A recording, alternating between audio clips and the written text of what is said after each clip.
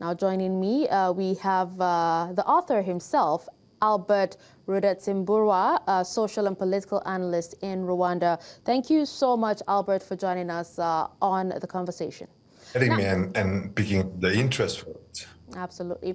Now, you argue that pre-colonial Rwanda was one people with fluid social categories. Can you dismantle the persistent Western and continental media narrative that still frames the 1994 genocide as ancient ethnic conflict rather than a modern colonial-engineered political project? Yeah. Actually, it's spot on. It's the right question. Most of the countries that we know in Africa were born from after colonial occupation of the continent, and most of the time, if you think about the countries that were born after the independence hadn't been there before the colonial occupation. I mean, if you take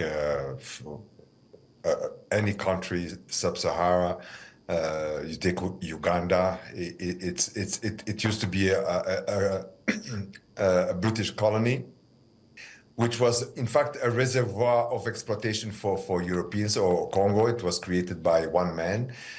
We've got inside so many different nations. I know that most of Africans adopted the language of the colonizer and say the tribes. Okay, let's call them the tribes if you want, but for me the nations like we have them in Europe or anywhere else. And in Rwanda, it's one of those few countries that was not created actually by the colonizer, and it was just one country with one people. So it was not.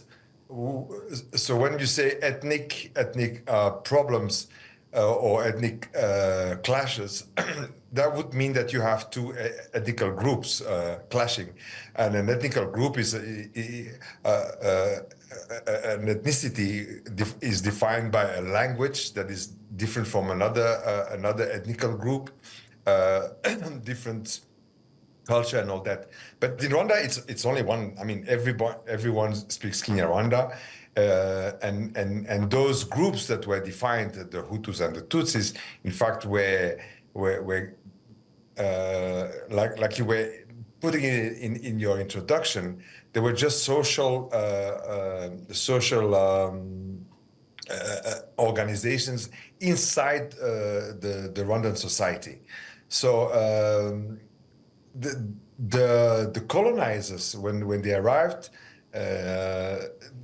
they thought that they projected that these were two different ethnical groups, but Hutus and Tutsis, they share the same beliefs, they share the same ancestry, because like in other places, I guess, you have clans, and inside those clans you find Hutus and Tutsis.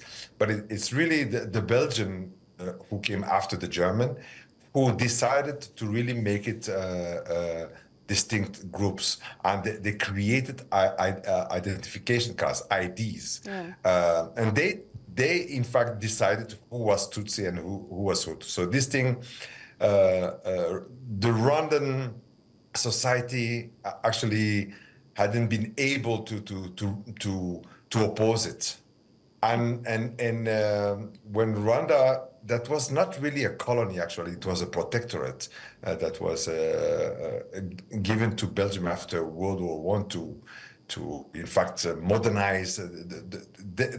Their mission was otherwise to modernize the institutions so that Rwanda could eventually at some point become just an independent state and join the League of the Nations.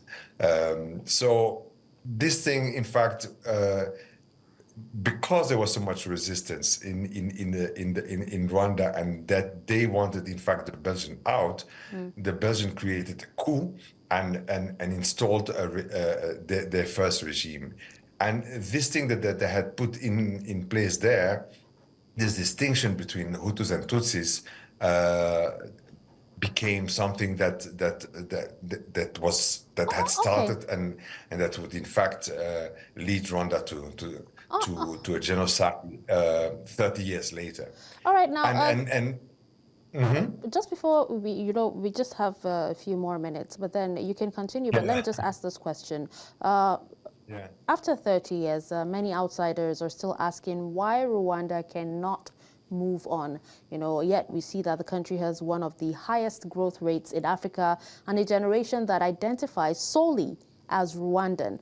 Can you explain that? So the whole challenge after the 94, first of all, it's very important to put there that the people who won the war in 94 and stopped the genocide and make sure that there wouldn't be individual vengeance and that people would try to make justice themselves. So Rwanda had to look at ways to reunite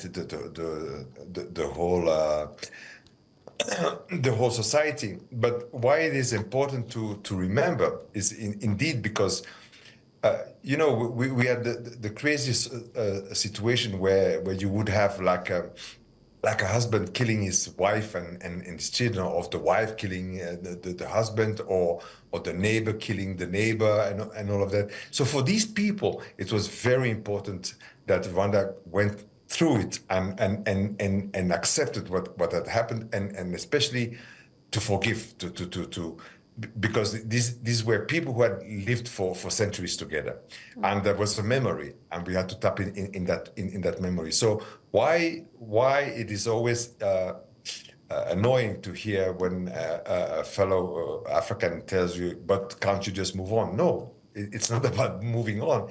It's about being very conscious that these things have happened, so that we can have and project a better tomorrow.